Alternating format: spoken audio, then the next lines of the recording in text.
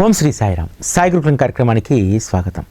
శ్రీ సాయిబాబాను ఆశ్రయించినటువంటి మనందరము కూడా మన జీవితాలు కలకండ కంటే కూడా మధురంగా ఉండాలని చెప్పి మనం భావిస్తాం.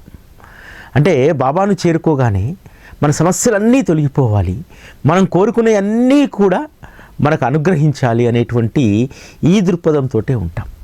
బాబాను చేరిన తర్వాత మన జీవితం మధురంగా ఉండాలనుకునేటువంటి వారు ఒక విషయాన్ని గమనించాలి.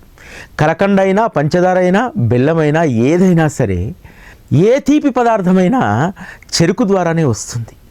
చెరుకు ఎంతో ఓపికతో ఎదిగి ఆ తరువాత చక్కెర కర్మాగారంలోకి వెళ్ళి కొన్ని వందల డిగ్రీల యొక్క ఉష్ణోగ్రతను భరించి అది బెల్లంగాను, చక్కెరగాను, కలకండగాను వివిధ రూపాల్లో మారుతుంది. అంటే కఠోరమైనటువంటి శ్రమ, ఓపిక ఇవన్నీ ఉంటేనే చెరుకు పంట మధురంగా మారుతుంది కదా. చెరుకు రసం కూడా దాన్ని మిషన్లో వేస్తేనే, నలిగితేనే అది మధురమైనటువంటి రసం వస్తుంది. బాబా కూడా తన యొక్క భక్తుల జీవితాలను కలకండగా మార్చడానికి కొన్ని పరీక్షలు పెడతారు. కొన్ని అసాధారణమైనటువంటి పరిస్థితులు మన ముందుకు తీసుకొస్తారు. సుడిగుండం వైపు తీసుకెళ్ళి ఆ సుడిగుండం యొక్క తీవ్రతను చూపెట్టి దాని నుంచి వెంబడే మళ్ళీ వెనక్కి తెస్తారు. ఎందుకనంటే మనం అనేక మంది మహాత్ముల యొక్క, అదేవిధంగా మన సమాజంలో ఒక ఉన్నత స్థితిలో ఉన్నటువంటి వ్యక్తుల జీవితాలను మనం పరిశీలిస్తాం కదా, వారిలాగా మనము ఎదగాలనుకుంటాం కదా. అబ్దుల్ కలాం మాదిరిగా గొప్ప శాస్త్రవేత్త, అదేవిధంగా అనేక రాకెట్లను, మిజైల్స్ను కనుక్కున్నటువంటి శాస్త్రవేత్తగా పేరు పొందారు కదా. అది రాత్రి వచ్చిందా? అనేక రకాలైనటువంటి కష్టాలను వారు అనుభవించారు. బాల్యంలో తినేందుకు కనీసం రొట్టె కూడా దొరకనటువంటి స్థితిని, ఆ పేదరికాన్ని వారు అనుభవించారు. ఆ తర్వాత తన నైపుణ్యాలకు మెరుగుపెట్టుకొని భగవంతుడి యొక్క కృప వల్ల ఒక ఉన్నతమైనటువంటి స్థితికి వెళ్ళారు. బాబా వద్దకు చేరినటువంటి మనం కూడా ఖచ్చితంగా కొన్ని అనుభవాలను నేర్చుకోవడానికి బాబా అప్పుడప్పుడు పరీక్షలు పెడతారు.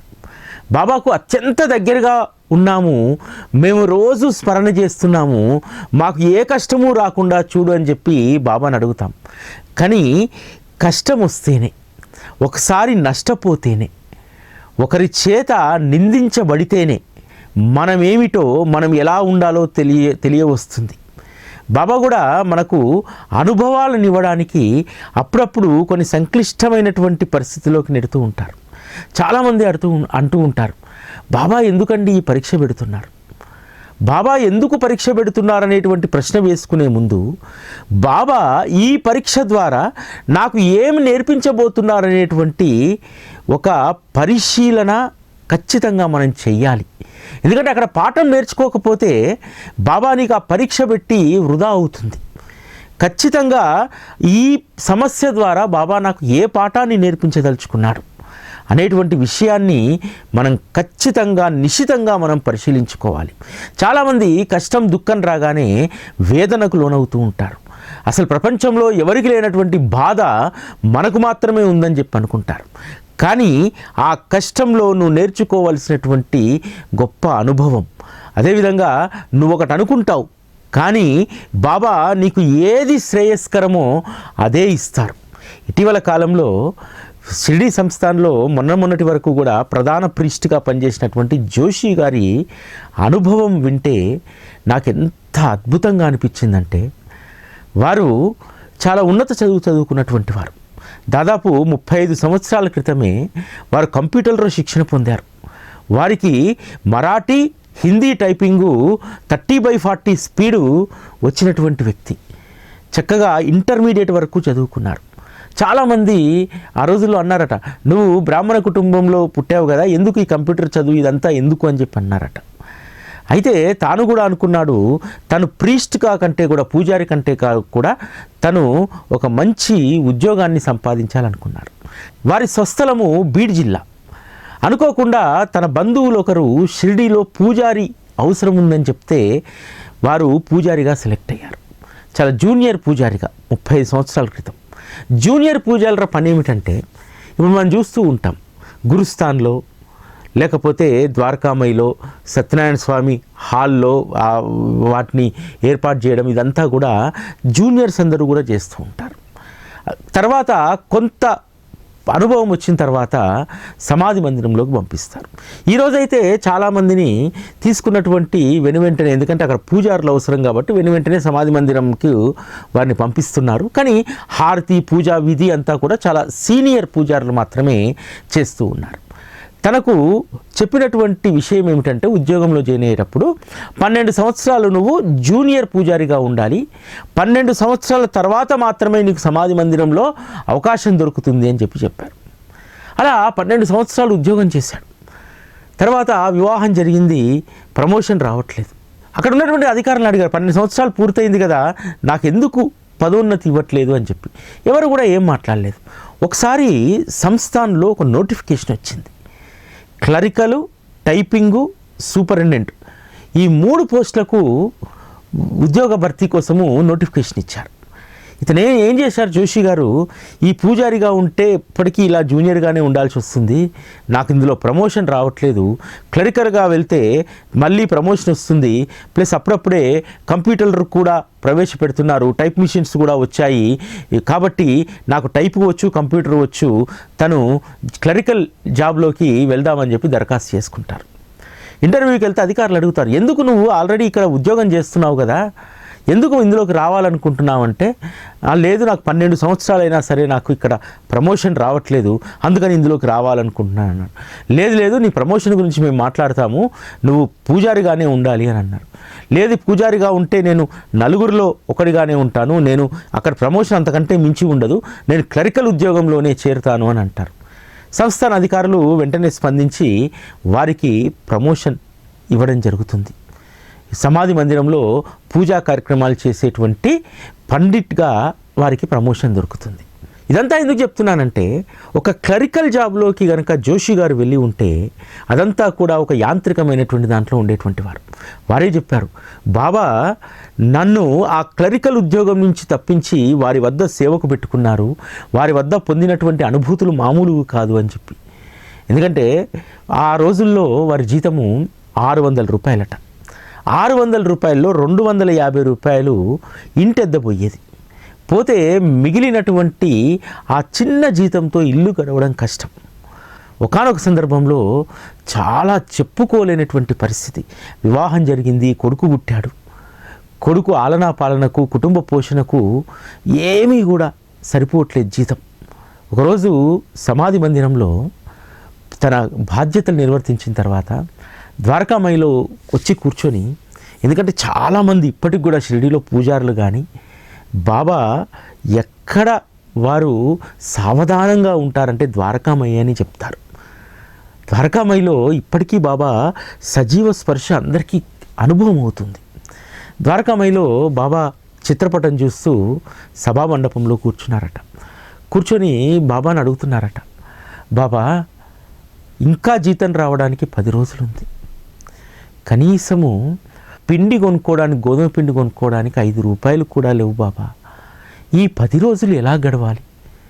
నీకు సర్వము తెలుసు, నేను ఎంతో బాధ్యతగా నీ సేవ నా శక్తి మేరకు చేస్తున్నాను, కానీ నా భార్యా బిడ్డలకు నేను ఏమి సమాధానం చెప్పాలి?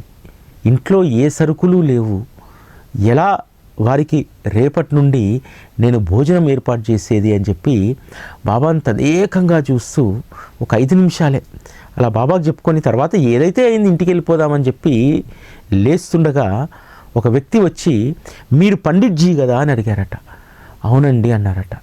నేను షిరిడీలో ఒక పండిట్జీకి 100 రూపాయలు ఇస్తానని చెప్పి బాబాకు మొక్కుకున్నాను, నా కోరిక ఒకటి తీరింది. నేను సమాధి మందిరం దర్శనకి వెళ్ళాను, అక్కడ 4-5 ఉంటున్నారు, వారికి ఎవరికి ఇవ్వాలనేటువంటి మనసు నాకు రాలేదు. గురుస్థాన్లోకి వెళ్ళాను, అక్కడ కూడా ఉన్నారు పండిట్జీ, అక్కడ కూడా ఇవ్వాలనేటువంటి మనస్సు రాలేదు నాకు. అలా నందాదీపం అంతా తిరిగాను, ద్వారకామయి లోపలికి కూడా వెళ్ళాను, అక్కడ కూడా పండిట్జీ ఉన్నాడు. ఎందుకో నా మనస్సు అంగీకరించలేదు. కానీ ద్వారకామయి దర్శనం చేసుకొని వస్తున్నప్పుడు, మీరు బాబాను తదేకంగా చూస్తున్నప్పుడు మీకు ఇవ్వాలనిపించింది నాకు మీరు ఈ 100 రూపాయలు బ్రాహ్మణ దక్షిణగా తీసుకోండి. ఇది నేను మీకు ఇస్తున్నటువంటి లంచము, బ్రైబు, ఇంకోటి కాదు, కానీ నా యొక్క కోరికను తీర్చండి అని చెప్పి అతను అడుగుతారట. 100 రూపాయలు చేతిలో పెట్టేసి వారు ఆశీస్సులు తీసుకొని వెళ్ళిపోయారట. ఆశ్చర్యం వేసిందట. 5 నిమిషాల క్రితమే కదా బాబా రేపటి నుంచి భోజనం ఎలా అనేటువంటిది నాకు సంబంధం లేదు, ఇక నీ నిర్ణయం పైనే వదిలిపెడుతున్నానని చెప్పి బాబాకు వదిలిపెట్టిన తర్వాత అప్పటికప్పుడు 100 రూపాయలు ఎక్కడో నాగ్పూర్ నుంచి వచ్చినటువంటి భక్తుడు షిరిడీ వస్తే బ్రాహ్మణుడికి 100 రూపాయలు ఇవ్వాలనుకున్నారట. సమాధి మందిరంలో ఉన్నారు, గురుస్థాన్లో ఉన్నారు, అదేవిధంగా ద్వారకామయిలో ఉన్నారు, సత్యనారాయణ హాల్లో ఉన్నారు. వీరందరినీ కాదని నన్ను చూడగానే నాకు ఇవ్వాలని చెప్పి మనస్సు కలిగింది చూశారా, అది బాబా అతని మనస్సులో జొర్రి నాకు ఈ 10 రోజులు గడవడానికి కావాల్సినటువంటి 100 రూపాయలను ఆయన నాకు ఇప్పించారని చెప్పి వారు చెప్తారు. మనిషి యొక్క మనస్తత్వం ఏమిటంటే రేపు ఎలా అనేటువంటి దాని మీద బాధపడుతూ ఉంటాడు, కానీ రేపు ఎలా అనేటువంటిది ఆల్రెడీ బాబా నిర్ణయించే ఉంటారు. అందుకనే 10 రోజులు ఇంకా జీతం రావడానికి సమయం ఉన్నా ఇంట్లో రొట్టెలు చేసుకోవడానికి పిండి లేదు, కూరగాయలు లేవు, ఏమీ లేవు. అటువంటి పరిస్థితుల్లో బాబా ఈ జీతం నాకు సరిపోవట్లేదు, సంసార బాధ్యతలు నిర్వర్తించడం కష్టమవుతుందని చెప్పి వారి దగ్గర మొరపెట్టుకున్నటువంటి మరుక్షణం ఎటువంటి పరిష్కారాన్ని బాబా చూపారో చూడండి. ఈ విధంగా బాబాను ఆశ్రయించినటువంటి వాళ్లకు అనేక అనుభవాలు. 1990 ఆ సంవత్సరంలో షిరిడి సంస్థానంలో పనిచేస్తున్నటువంటి ఉద్యోగులందరూ కూడా ఒక సొసైటీని ఏర్పాటు చేసుకున్నారు. ఇప్పుడున్నటువంటి షిరిడి రైల్వే స్టేషన్కు అటు పక్క భాగంలో కొంత స్థలాన్ని తీసుకొని ఉద్యోగులందరూ కూడా ఒక కోఆపరేటివ్ సొసైటీగా ఏర్పడి ఇళ్లను కట్టుకోవాలని చెప్పి నిర్ణయించుకున్నారు. దానికి 250 రూపాయలు మెంబర్షిప్గా దాంట్లో కట్టాల్సి ఉంది. అప్పుడు ఈ ప్రధాన ప్రీస్ట్ అయినటువంటి జోషి గారికి కూడా అందులో సభ్యత్వం తీసుకోవాలని చెప్పి అందరూ కూడా చెప్పడం జరిగింది. ఎందుకంటే ఉద్యోగులందరూ కూడా అందులో మెంబర్షిప్ తీసుకున్నారు.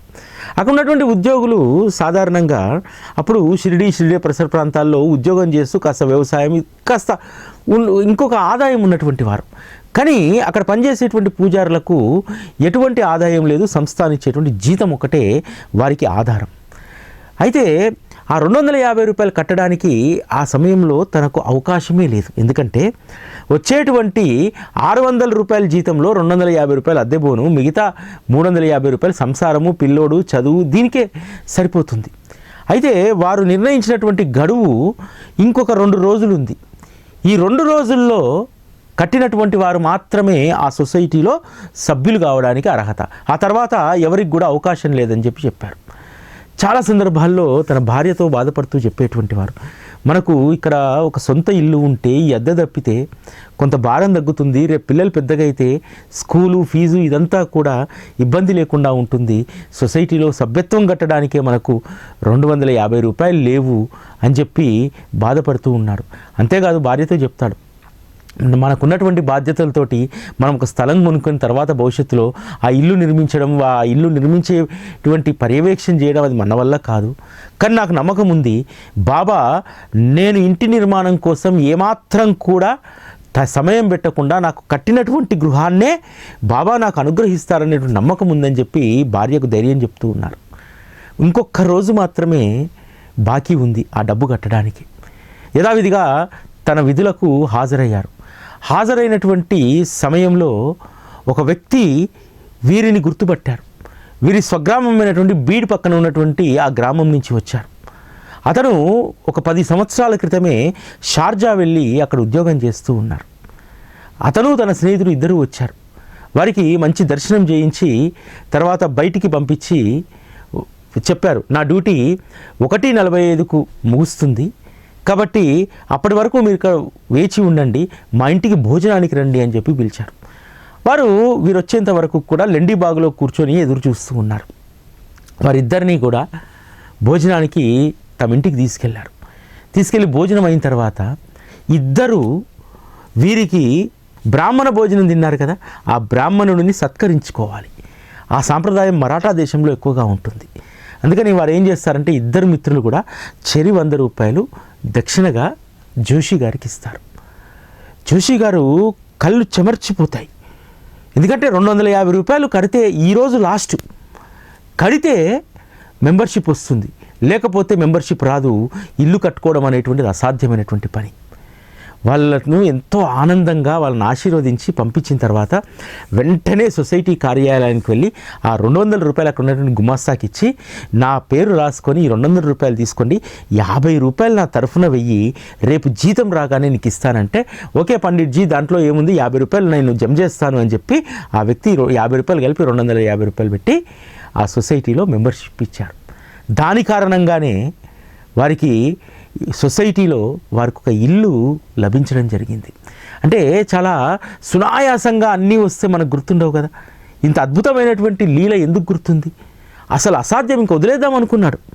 కట్టడం అసాధ్యం 250 రూపాయలు ఒక రోజులో అని చెప్పి వదిలేసినటువంటిది సొసైటీలో మెంబర్షిప్ రావడం, గృహం రావడం. మరొక అద్భుతమైనటువంటి మాట చెప్పారు. గతంలో కూడా కాగడహారతి 5:15కు ఉండేది. దాన్ని కొన్ని రోజుల తర్వాత 4 గంటల 15 నిమిషాలకు దాన్ని మార్చారు. 4 గంటల 15 నిమిషాలకు మందిరంలో అన్నీ సిద్ధం చేయాలంటే పూజారులు 3 గంటలకల్లా సమాధి మందిరానికి చేరుకోవాలి. అంటే ఒక గంట ముందు అక్కడికి చేరుకోవాలి. వారు సొసైటీ ద్వారా ఇచ్చినటువంటి ఇంట్లో ఉంటున్నారు. అది ఎక్కడ? రైల్వే స్టేషన్కు పరిసర ప్రాంతాల్లో. అక్కడి నుంచి ఇక్కడికి రావాలంటే సైకిల్ ఇతరత్ర ఏమీ లేదు, నడుచుకుంటూ రావడమే. నడుచుకుంటూ రావడానికి కనీసం 30 నుంచి 35 నిమిషాలు పడుతుంది.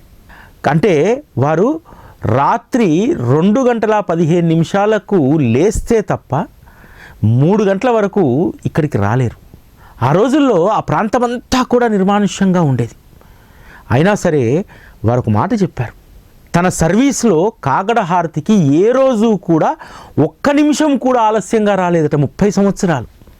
వారు అంటారు, బాబాకు నేను చెప్పుకున్నాను, బాబా నన్ను లేపి సిద్ధం చేసి కాగడహారతికి పంపించేటువంటి బాధ్యత నీదే, నేను అలారం కూడా పెట్టుకోనని చెప్పి ఏ రోజు అలారం పెట్టుకోలేదట. టెన్షన్గా 2:15కు మెలుకొచ్చేదట. 15 నిమిషాల్లో స్నానపాదాలు అన్నీ ముగించుకొని 3 గంటల వరకు టెన్షన్గా సమాధి మందిరం ముందు ఉండి వారే సమాధి మందిరాన్ని ఓపెన్ చేయించేటువంటి వారట. అంటే బాబా కార్యం చిత్తశుద్ధితో చేసేటువంటి వాళ్లకు అన్నీ కూడా బాబాయే ఏర్పాటు చేస్తారు. నిజంగా ఒక తపస్సు లాంటిది. 2:15కు లేచి 3 గంటల వరకు సమాధి మందిరానికి వెళ్ళాలంటే మామూలు విషయం కాదు. ఈరోజు అంటే అందరికీ వాహనాలు ఉన్నాయి, 2 వీలర్స్ ఉన్నాయి, వస్తున్నారు. ఈరోజు హారతి ఇంకా అదృష్టం ఏంటంటే 5:15కు మార్చబడ్డది. ఆ సమయంలో జరిగినటువంటి ఒక అద్భుతమైనటువంటి లీల వారు ప్రస్తావిస్తారు. వారు కాగడహారతికి రావాలంటే మొదట కాలినడకనే రావాలి. అది నిర్మానుష్యమైనటువంటి ప్రదేశం.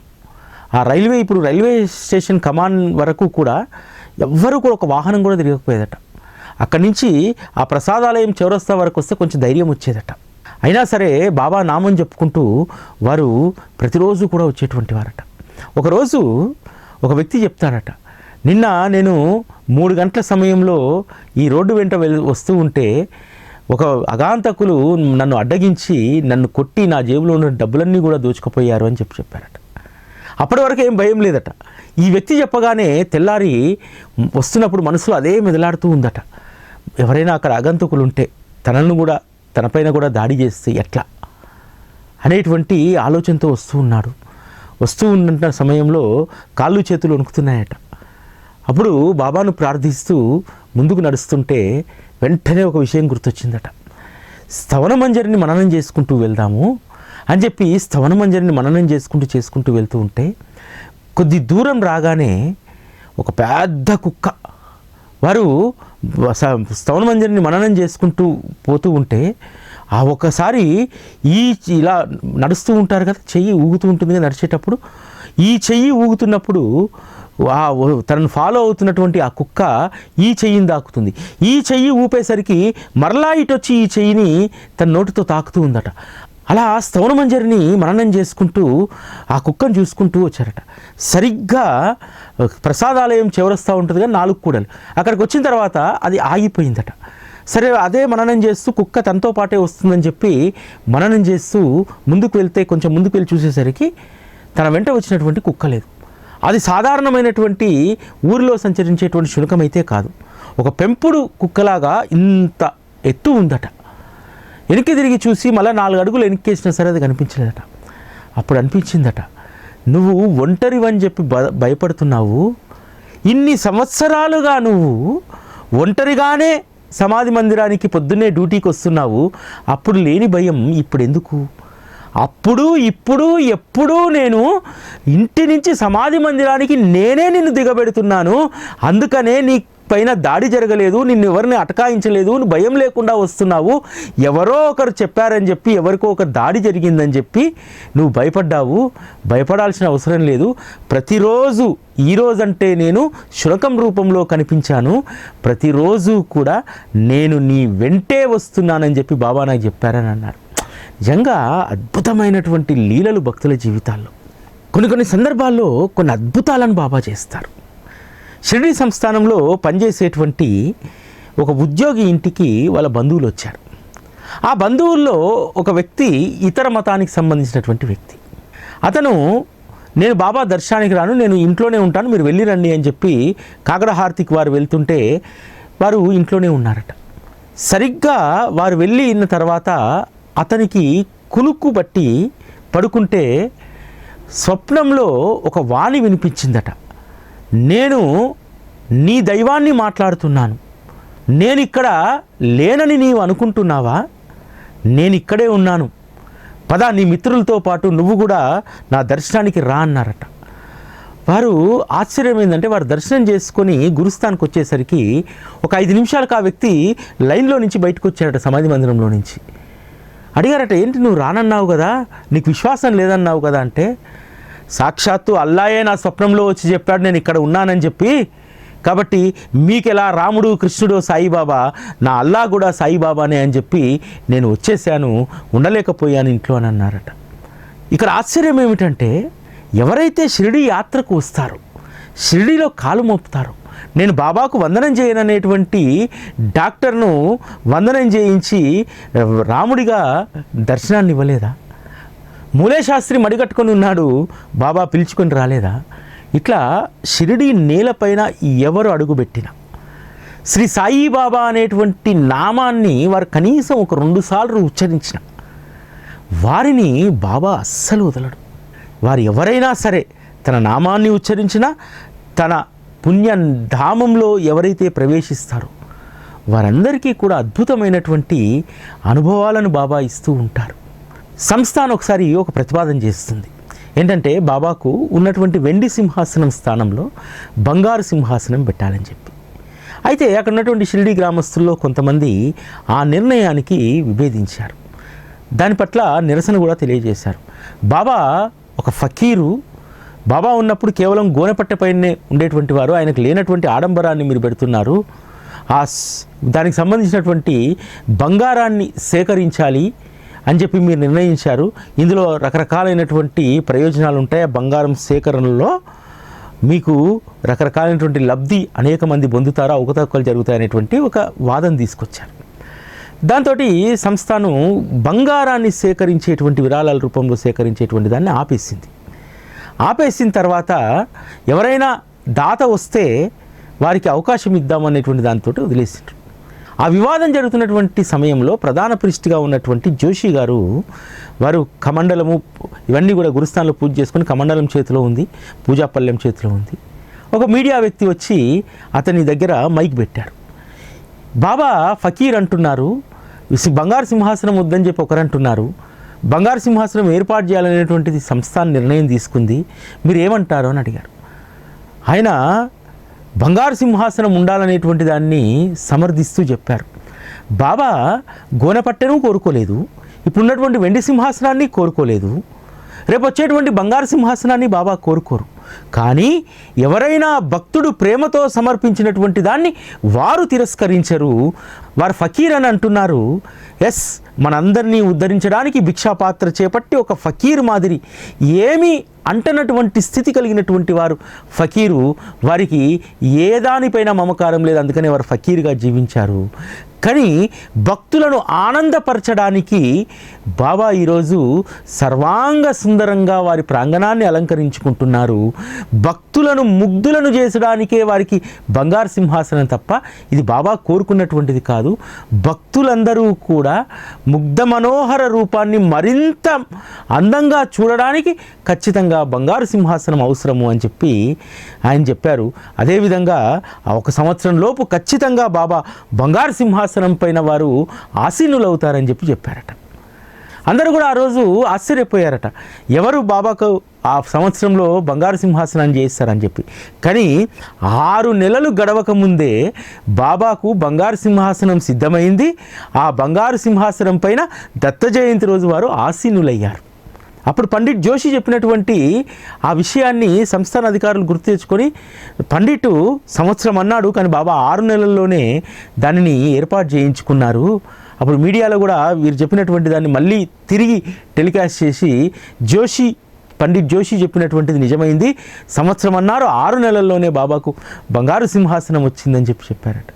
బాబా సేవ చేసేటువంటి వారికి బాబా వైభవాన్ని పెంచాలని చెప్పి, బాబా వైభవం పెరగాలని చెప్పి ఖచ్చితంగా జోషి గారు లాగానే ఆశ ఉంటుంది. అందుకనే ఈరోజు బాబాకు ఎక్కడా జరగనటువంటి అద్భుతమైనటువంటి రాజభోగం షిరిడీలో జరుగుతుంది. ఏ చిన్న మందిరాన్ని కట్టుకున్నా వెంటనే మనం వెండి సింహాసనాన్ని జయించేస్తాం. రాజాదిరాజ యోగిరాజ పరబ్రహ్మ అని చెప్పి మనం అంటామే, మరి రాజాదిరాజ ఒట్టి మాటల్లోనేనా? వారి యొక్క సేవలో కూడా అది ప్రతిబింబించాలని చెప్పి అందరూ కూడా ఈరోజు బాబా యొక్క వైభవాన్ని పెంచడానికి అటువంటి ప్రయత్నం చేస్తూనే ఉన్నారు. అందుకో ఏమో బాబా అప్పుడప్పుడు కొన్ని సంకల్పాలను వారే ఇస్తారు.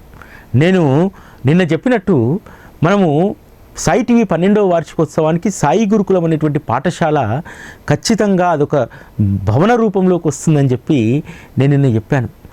ఈ జోషి గారి యొక్క అనుభవాలను చదివిన తర్వాత నిన్న నాకు అనిపించింది, ఈ బంగారు సింహాసనం ఏ విధంగా అయితే సంవత్సరం లోపు వస్తుందని చెప్పాడో ఆ పలికించినటువంటిది బాబాయే. అదేవిధంగా సాయి గురుకులం అనేటువంటి పాఠశాల సత్సంగ ప్రాంగణం కూడా ఖచ్చితంగా బాబా చేయిస్తారనేటువంటి విశ్వాసం ఉంది.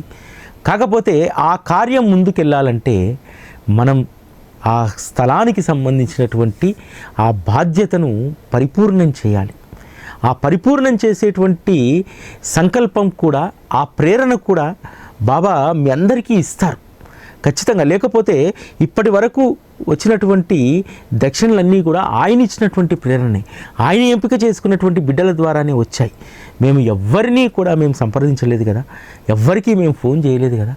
చేయకపోయినా ఒక్క మాట చెప్తే ఈరోజు ఒక 60 నుంచి 70 మంది వారి అవకాశాన్ని బట్టి, కొంతమంది గజానికి, కొంతమంది అరగజానికి, కొంతమంది 11,000 ఈ విధంగా భూదాన సేవ కోసం మీరందరూ ఇచ్చారు కదా. ఖచ్చితంగా నాకు నమ్మకం ఉంది, ఈ సంవత్సరం చివరి నాటికి ఖచ్చితంగా ఈ యొక్క లక్ష్యాన్ని ఫుల్ఫిల్ చేసి వెంటనే నేను అనుకుంటున్నాను శ్రీరామనవమి నాటికి మనం పునాది కార్యక్రమాలు చేసుకోవాలి. అటువంటి శక్తి మనందరికీ ఇవ్వాలని చెప్పి బాబాను ప్రార్థిస్తూ ఓం శ్రీ సాయిరామ్. సాయి గురుకులం సత్సంగ మందిర భూదాన సేవ భవిష్యత్ తరానికి సాయి అమృత ధారను అందించే సాయి సత్సంగ మందిర నిర్మాణం. సాయి గురుకులం ప్రపంచంలోనే తొలి సాయి సత్సంగ పాఠశాల. సాయి తత్వ మాధుర్యాన్ని 10 ఏళ్లుగా భక్తలోకానికి అందిస్తున్న సాయి టీవీ తలపెట్టిన మహాపుణ్య కార్యం. సాయి గురుకులం సత్సంగ మందిర భూదాన సేవలో భాగస్వాములై భవిష్యత్ తరానికి సాయి ప్రేమను అందించండి. భూదాన సేవా దక్షిణ 1 చదరపు గజానికి 35,000, అరగజానికి 17,500, 3 చదరపు అడుగులకు 11,000, కనీస దక్షిణ 5,116 చెల్లించి భవిష్యత్ సాయి తత్వ సంపదను అందించే ఈ మహాయజ్ఞంలో భాగస్వాములవ్వండి. మీ ప్రేమపూర్వక దక్షిణ డిసెంబర్ 31 లోపు చెల్లించి భూదాన సేవ పరిపూర్ణమయ్యేలా సహకరించగలరని విజ్ఞప్తి. భూదాన సేవా దక్షిణను ఆన్లైన్ ద్వారా 9001008429 లేదా 984861 4440 నెంబర్లకు సమర్పించండి. వివరాల కోసం సాయి గురుకులం, సాయి టీవీ, హైదరాబాద్ 9010084299 లేదా 9848614440 నెంబర్లలో సంప్రదించండి.